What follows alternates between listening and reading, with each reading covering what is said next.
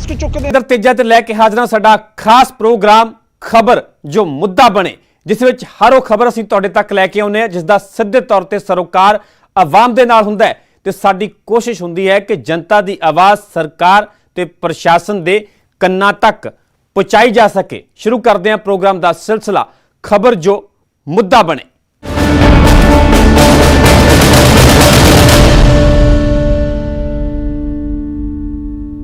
सब तो पहला गल करांगे जलंधर दी, जिथे दिल नूं दहलाउण वाली वारदात नूं अंजाम दिता गया। रिश्ते तार तार हो गए, भरा भरा दे दुश्मन बन गए।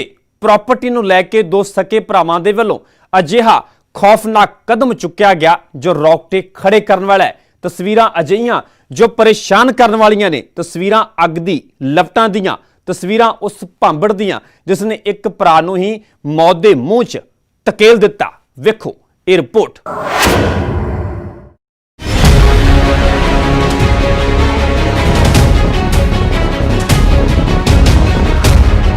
एक खौफनाक तस्वीरां जलंधर दे टैगोर एवेन्यू इलाके दियां ने। तस्वीरां तुहानू परेशान कर सकदियां ने। एक शख्स तू तू के सड़ रहा है पर आले दुआले मदद करने वाला कोई भी नहीं। ये कोई हादसा नहीं, सगों एक सोची समझी साजिश के तहत वारदात नूं अंजाम दिता गया है। वो भी इस शख्स के दो सके भरावां ते भाभी दे वल्लों। पर मौत के मुंह दे विच जाण तो पहला इस शख्स ने पूरी हड्ड बीती नूं बयान कीता है। ये करना वो करना, अच्छा ऐसी बन के नौकरी ली वो मैनू पता सी। इस करके इन्हां दे मन च डर सी कि हाँ भी ये मेरी नौकरी ना खराब करते हुए, इस करके अग लाती मैनू। भाई अग किन्ने लाई है? ये तीन जाने, एक इंद्र कुमार, तो ये जाने हैगे ने। कौन है? तुहाडे की लगदे ने? मेरा एक भरा ये भी भरजाई हैगी।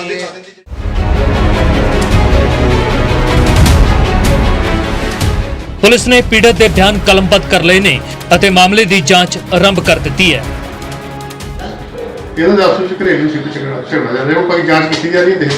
ते जेरे बंदे नूं अग लगी उन्हें की एलिगेशन लाया? उन्हें यही कहा मेरे को दो भरावां ने और मेरे भजाई लेकर आई है।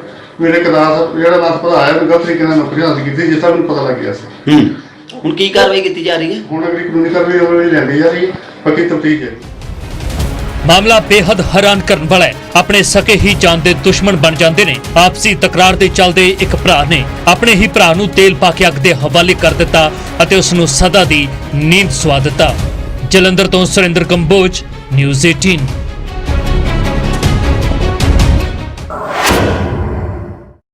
अगली खबर अजिही जो कानून व्यवस्था ते सवाल खड़े करने वाली है।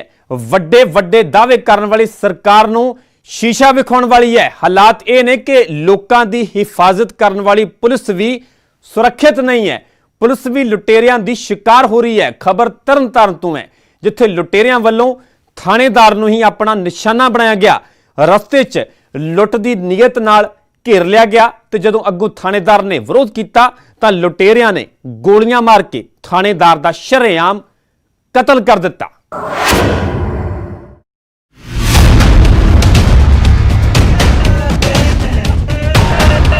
सूबे च बदमाश बेखौफ ने, इन्ने क बेखौफ कि किसी की जान लैण तो गुरेज नहीं करते।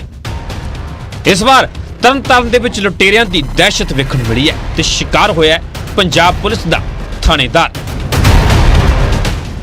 मुलाजम अपनी ड्यूटी खत्म होने उपरंत अपने पुत्र दे नाल दो पहिया वाहन ते देर रात दवाई लैण जा रहा सी तां पिंड कक्का कंडियाला नेड़े लुटेरियां ने उन्हां नूं लुट दी नीयत नाल घेर लिया। थानेदार ने विरोध किया तां बदमाशां ने गोली चला दी ते थानेदार की मौत हो गई, जबकि पुत्र गंभीर रूप दे विच जख्मी हो गया। लागे पहुंचा तो मैं वीर बचा लो मैनू, मेरे वज्जा जे कहो कहते गोली का केस सही नहीं होना, कहते गोली का केस सही नहीं होना। मैं मेरे वज्जा जे हाए कहो मैं बचा लो, मैं मर चलिया जे कहते मर जा डे वाला कोई परवाह नहीं। पापा दे की मारे उन्होंने? पापा दे लोगों ने दस्या मैनू बाद हॉस्पिटल जाके कहते कि इदा गोलियां चली, गोली बची आ। अपने मुलाजम के कतल मगरों पुलिस तुरंत हरकत विच आई ते मामला दर्ज करके बदमाशां दी भाल शुरू कर दी है। नाले उन्होंने जो मनप्रीत सिंह है ये सिर के उत्ते जो रॉड मारी है। जदों ये पिता जी ने बचाने की कोशिश की है, जो दूजा लटेरा मोटरसाइकिल सवार जोड़ा ਉਹਨੇ ਫਾਇਰ ਮਾਰ ਦਿੱਤਾ, ਜਿਨ੍ਹਾਂ ਦੀ ਮੌਤ ਹੋ ਗਈ ਆ। ਤੇ ਇਹਦੇ ਬੇਟੇ ਦੇ ਕੋਲ ਇੱਕ ਮੋਬਾਈਲ ਤੇ 1000 ਰੁਪਇਆ ਜਿਹੜੇ ਲੈ ਗਏ ਆ। ਮੁਕੱਦਮਾ ਦਰਜ ਕਰ ਦਿੱਤਾ, ਅਸੀਂ ਕਾਰਵਾਈ ਕਰ ਰਹੇ ਹਾਂ, ਦੋਸ਼ੀਆਂ ਦੀ ਜਿਹੜੀ ਭਾਲ ਕਰ ਰਹੇ ਹਾਂ। ਜਿਸ ਤਰ੍ਹਾਂ ਇਹ ਵਾਰਦਾਤ ਵਾਪਰੀ ਉਸ ਤੋਂ ਇਹ ਜਾਪਦਾ ਹੈ ਕਿ ਸੂਬੇ 'ਚ ਬਦਮਾਸ਼ ਬੇਖੌਫ ਨੇ। ਹਾਲਾਂਕਿ ਸਰਕਾਰ ਸੂਬੇ 'ਚ ਕਾਨੂੰਨ ਵਿਵਸਥਾ ਕਾਇਮ ਹੋਣ ਦੇ ਬਹੁਤ ਦਾਅਵੇ ਕਰਦੀ ਹੈ, ਪਰ ਇਸ ਵਾਰਦਾਤ ਨੇ ਸੂਬੇ ਦੀ ਕਾਨੂੰਨ ਵਿਵਸਥਾ ਤੇ ਮੁੜ ਸਵਾਲ ਚੁੱਕੇ ਨੇ। ਤਰਨਤਾਰਨ ਤੋਂ ਸਿਧਾਰਥ ਅਰੋੜਾ, ਨਿਊਜ਼ 18 ਪੰਜਾਬ।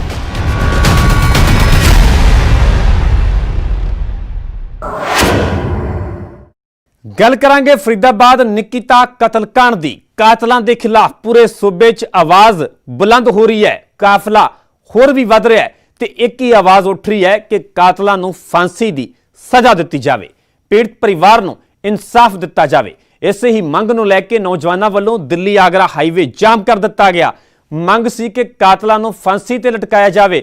ਸਵਾਲ ਸਨ ਸੂਬੇ ਦੀ ਕਾਨੂੰਨ ਵਿਵਸਥਾ ਨੂੰ ਲੈ ਕੇ। ਅਚਾਨਕ ਮਾਹੌਲ ਤਣਾਅਪੂਰਨ ਬਣ ਗਿਆ, ਜਿਸ ਨੂੰ ਕੰਟਰੋਲ ਕਰਨ ਦੇ ਲਈ ਪੁਲਿਸ ਨੂੰ ਹਲਕਾ ਲਾਠੀ ਚਾਰਜ ਵੀ ਕਰਨਾ ਪਿਆ।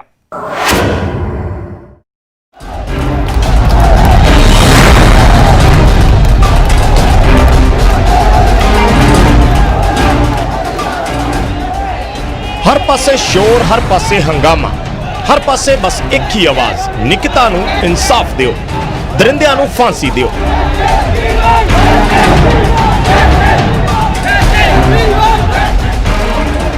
अजकल हर पासे यही मंग है, यही पुकार है ते इन्हां सब मंगां नू लैके फरीदाबाद दे वल्लभगढ़ च महापंचायत बुलाई गई।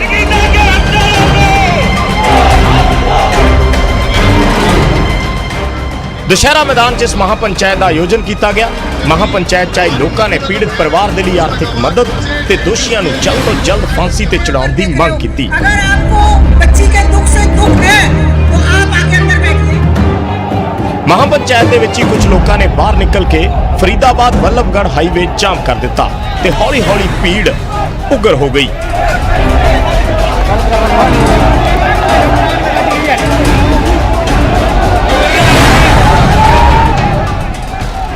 शोर वधदा गया, हंगामा होने लग गया, तोड़पन होने लगी ते पथराव होने लग गया। पुलिस ने मोर्चा संभालिया ते भीड़ नूं काबू करने की कोशिश की, पर भीड़ होर उग्र हुंदी गई। इस विच पुलिस नूं भीड़ नूं काबू करने के लिए लाठीचार्ज करना पिया।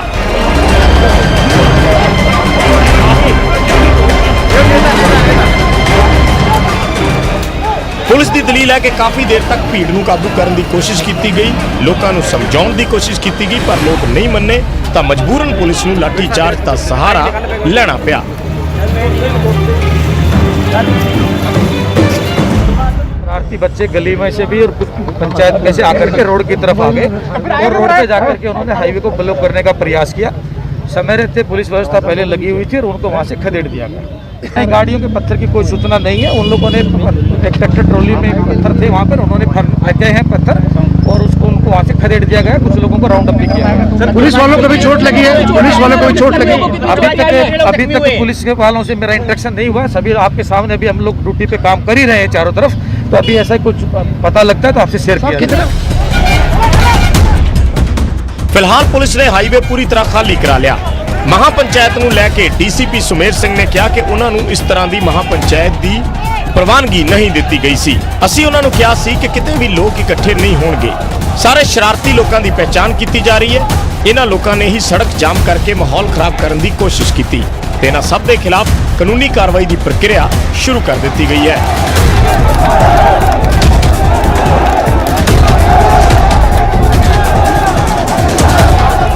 हालांकि इस मसले ते मुख्यमंत्री मनोहर लाल भी साफ कर चुके हैं कि दोषियों को सख्त तो सख्त सजा दी जाएगी।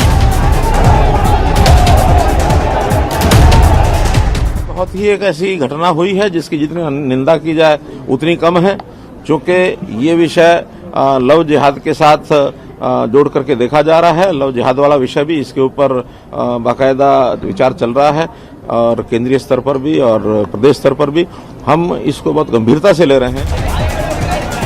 गौरतलब है कि फरीदाबाद जिले के वल्लभगढ़ च सोमवार को पेपर दे के परत रही बीकॉम 3rd ईयर की विद्यार्थन निकिता की गोली मार के हत्या कर दी गई सी। कतल का आरोप नूंह तो कांग्रेस विधायक आफताब अहमद के चचेरे भरा तौसीफ ते लगे ने। तौसीफ ने पुलिस हिरासत च स्वीकार किया कि उसने निकिता दे कतल दी योजना वैब सीरीज मिर्जापुर देखने तो बाद बनाई सी। दरअसल तौसीफ निकिता नाल ब्याह करना चाहता सी, इसलिए वो कॉलेज के बाहर निकिता नूं लिजाण दे लई उसका इंतजार कर रहा सी। जिवें ही निकिता कॉलेज तो बाहर आई, तौसीफ उसनूं जबरी कार च बिठाउण लग्या, पर निकिता ने इनकार करते हुए विरोध किया। इस तो बाद आरोपी ने निकिता नूं गोली मार के हत्या कर दी। दोनों आरोपियां तौसीफ ते रेहान नूं पुलिस ने गिरफ्तार कर लिया ते दोनों दे दोनों आरोपी फिलहाल न्यायिक हिरासत च ने। फरीदाबाद तो दीपक गौतम, न्यूज़ 18।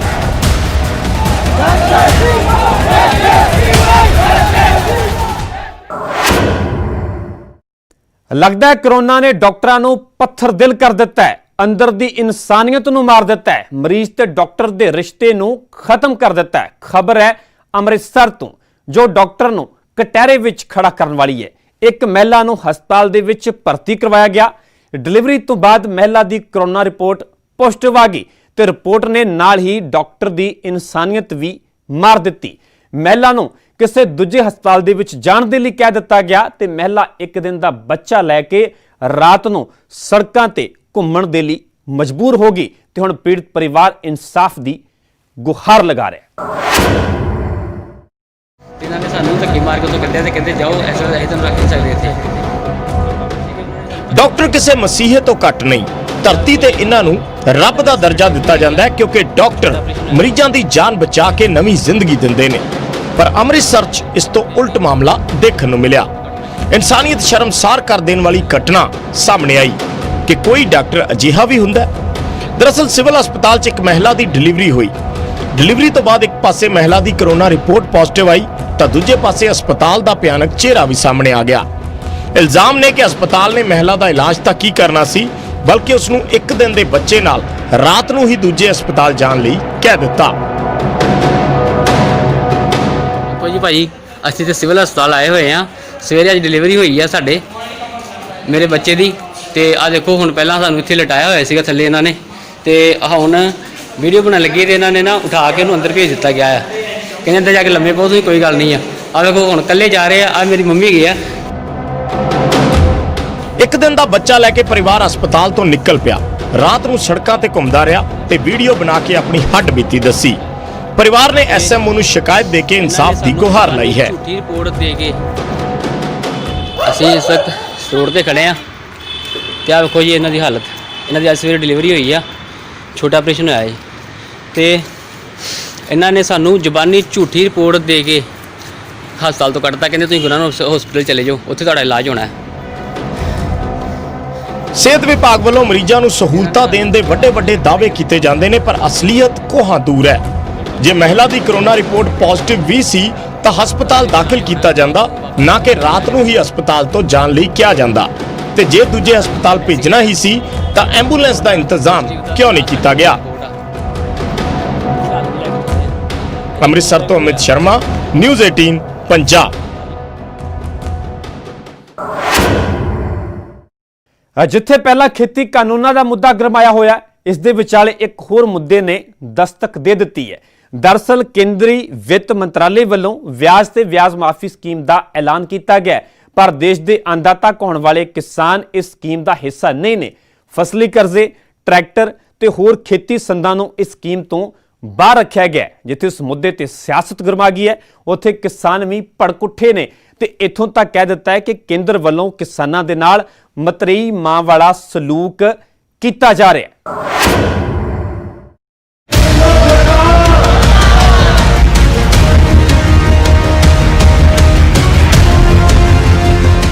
खेती कानूनों खिलाफ जंग चल रही है। केंद्र सरकार ते किसान आमो सामने ने। खेती कानूनों का मसला अजे हल नहीं होया कि किसानों नूं एक होर वड्डा झटका लग्या है ते इह झटका भी केंद्र सरकार ने ही दिता है। असल च केंद्र ने किसानों नूं ब्याज ते ब्याज माफी स्कीम तो बाहर कर दिता है। इस स्कीम का ऐलान RBI वालों किया गया है, जिस चो केंद्र ने खेती ते खेती संदां नूं स्कीम च शामिल नहीं किया। केंद्र के इस फैसले नाल एक पासे किसान भड़के हुए ने तो दूसरे पासे सियासत भी गरमा गई है। विरोधी धिरां नूं सरकार नूं घेरन दा एक होर मौका मिल गया।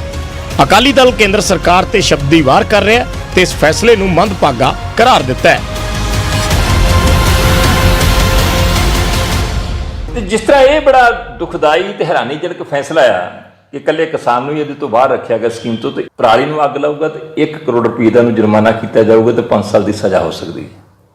ਇਹ ਤੇ ਨਾਦਰਸ਼ਾਹੀ ਫਰਮਾਨ ਨੇ, ਇਹ ਤੇ ਤਾਨਾਸ਼ਾਹੀ ਵਾਲੇ ਫਰਮਾਨ ਨੇ, ਕੋਈ ਲੋਕਤੰਤਰਕ ਸਰਕਾਰਾਂ ਦਾ ਫਰਮਾਨ ਨਹੀਂ ਹੈ। ਖੇਤੀ ਕਾਨੂੰਨਾਂ ਨੂੰ ਲੈ ਕੇ ਕੇਂਦਰ ਦਾ ਵਿਰੋਧ ਕਰ ਰਹੀ ਕਾਂਗਰਸ ਨੇ ਵੀ ਕੇਂਦਰ ਤੇ ਨਿਸ਼ਾਨੇ ਸਾਧੇ। ਵਿਧਾਇਕ ਕੁਲਦੀਪ ਵੈਦ ਨੇ ਇਸ ਫੈਸਲੇ ਤੇ ਸਵਾਲ ਚੱਕੇ ਅਤੇ ਕੇਂਦਰ ਤੇ ਪੰਜਾਬ ਨਾਲ ਵਿਤਕਰਾ ਕਰਨ ਦੇ ਇਲਜ਼ਾਮ ਲਾਏ। ਮੈਂ ਪੁੱਛਣਾ ਚਾਹੁੰਦਾ ਬੀਜੇਪੀ ਦੇ ਲੀਡਰ ਸਹਿਬਾਨਾਂ ਨੂੰ, ਇਹ ਕਿਸਾਨਾਂ ਨਾਲ ਹੀ ਵਿਤਕਰਾ ਕਿਉਂ? ਇਹ ਪੰਜਾਬੀਆਂ ਨਾਲ ਹੀ ਵਿਤਕਰਾ ਕਿਉਂ? ਤੁਸੀਂ ਸਾਰੇ ਕਾਰਪੋਰੇਟਰਸ ਦਾ, ਸਾਰੇ ਬਿਜ਼ਨਸਮੈਨਾਂ ਦਾ, ਛੋਟੇ ਵੱਡਿਆਂ ਦਾ ਵਿਆਜ ਦੇ ਉੱਤੇ ਵਿਆਜ ਮਾਫ ਕਰ ਦਿੱਤਾ। ਪਰ ਡਰੋ ਕੁਛ ਰੱਬ ਤੋਂ, ਕੁਛ ਰੱਬ ਦਾ ਖੌਫ ਖਾਓ। ਇਹ ਕਿਸਾਨਾਂ ਨੂੰ ਹੀ ਕਿਉਂ ਮਾਰਨ ਲੱਗੇ ਹੋਏ ਹੋ? ਕੁੱਲ ਮਿਲਾ ਕੇ ਇਸ ਪੂਰੇ ਮਾਮਲੇ ਤੇ ਸਿਆਸਤ ਖੂਬ ਗਰਮਾ ਰਹੀ ਹੈ, ਕਿਉਂਕਿ ਪਹਿਲਾਂ ਹੀ ਖੇਤੀ ਕਾਨੂੰਨਾਂ ਨੂੰ ਲੈ ਕੇ ਲੜਾਈ ਕੇਂਦਰ ਵਰਸਸ ਪੰਜਾਬ ਛਿੜੀ ਹੋਈ ਹੈ। ਐਸੇ ਵਿੱਚ ਕੇਂਦਰ ਦਾ ਇੱਕ ਹੋਰ ਫੈਸਲਾ ਕਿਸਾਨਾਂ ਦੇ ਲਈ ਮਾਰੂ ਸਾਬਿਤ ਹੋ ਸਕਦਾ ਹੈ। Bureau report, news 18 Punjab.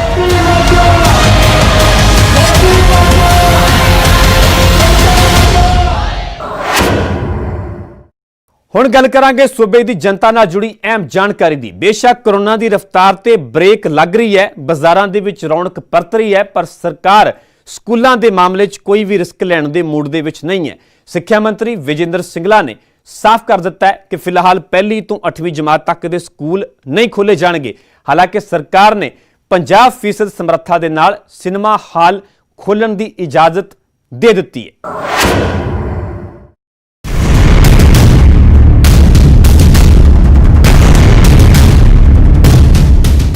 ਦੇਸ਼ ਦੇ ਨਾਲ-ਨਾਲ ਭਾਵੇਂ ਪੰਜਾਬ ਦੇ ਵਿੱਚ ਵੀ ਕਰੋਨਾ ਦੀ ਰਫ਼ਤਾਰ ਤੇ ਬ੍ਰੇਕ ਲੱਗੀ ਹੈ, ਬਾਜ਼ਾਰਾਂ ਦੇ ਵਿੱਚ ਰੌਣਕ ਪਰਤ ਆਈ ਹੈ, ਸਾਰੇ ਅਦਾਰੇ ਖੋਲ੍ਹ ਦਿੱਤੇ ਗਏ ਨੇ, ਪਰ ਪੰਜਾਬ ਦੇ ਵਿੱਚ 1 ਤੋਂ 8ਵੀਂ ਜਮਾਤ ਤੱਕ ਦੇ ਸਕੂਲ ਹਾਲੇ ਨਹੀਂ ਖੋਲ੍ਹੇ ਜਾਣਗੇ। ਸਿੱਖਿਆ ਮੰਤਰੀ ਵਿਜੇਂਦਰ ਸਿੰਗਲਾ ਨੇ ਕਿਹਾ ਕਿ ਅਜੇ ਵਿਦਿਆਰਥੀਆਂ ਨੂੰ ਆਨਲਾਈਨ ਪੜ੍ਹਾਈ ਹੀ ਕਰਨੀ ਹੋਵੇਗੀ। ਸਕੂਲ ਅਜੇ ਨਹੀਂ ਖੋਲ੍ਹੇ ਜਾ ਰਹੇ। 9ਵੀਂ ਤੋਂ 10ਵੀਂ ਜਮਾਤ ਦੇ ਵਿਦਿਆਰਥੀ ਵੀ ਸੀਮਤ ਸੰਖਿਆ ਦੇ ਵਿੱਚ ਹੀ ਸਕੂਲ ਆ ਸਕਦੇ ਨੇ। ਅਸੀਂ ਦੂਸਰੀ ਕਲਾਸਿਸ ਨੂੰ ਹਲੇ ਨਹੀਂ ਖੋਲ ਰਹੇ।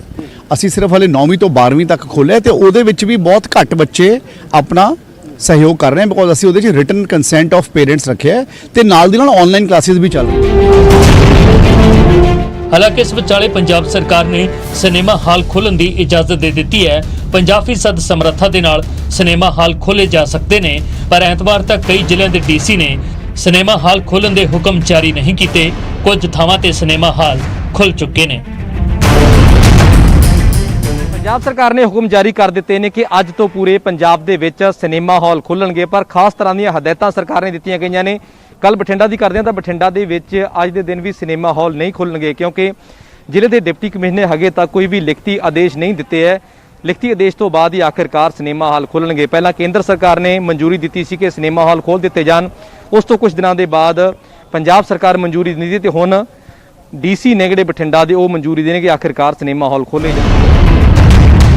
ਦੇਸ਼ ਭਰ ਦੇ ਵਿੱਚ ਸਿਨੇਮਾ ਹਾਲ 15 ਅਕਤੂਬਰ ਤੋਂ ਹੀ ਖੋਲ੍ਹ ਦਿੱਤੇ ਗਏ ਸਨ, ਪਰ ਪੰਜਾਬ ਸਰਕਾਰ ਨੇ 31 ਅਕਤੂਬਰ ਨੂੰ ਇਹ ਹੁਕਮ ਜਾਰੀ ਕੀਤੇ ਨੇ।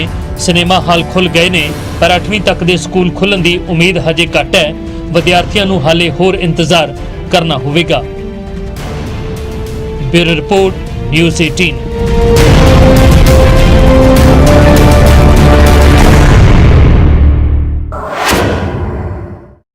ਸੋ ਸਾਡੇ ਖਾਸ ਪ੍ਰੋਗਰਾਮ ਖਬਰ ਜੋ ਮੁੱਦਾ ਬਣੇ ਚ ਅੱਜ ਇੰਨਾ ਹੀ। ਕੱਲ ਕੁਝ ਹੋਰ ਖਬਰਾਂ ਦੇ ਨਾਲ, ਕੁਝ ਹੋਰ ਮੁੱਦਿਆਂ ਦੇ ਨਾਲ ਤੁਹਾਡੇ ਫਿਰ ਮੁਖਾਤਿਬ ਹੋਵਾਂਗੇ। ਤਦ ਤੱਕ ਪਰਮਿੰਦਰ ਤੇਜਾ ਨੂੰ ਦਿਓ ਇਜਾਜ਼ਤ। ਸਤਿ ਸ਼੍ਰੀ ਅਕਾਲ।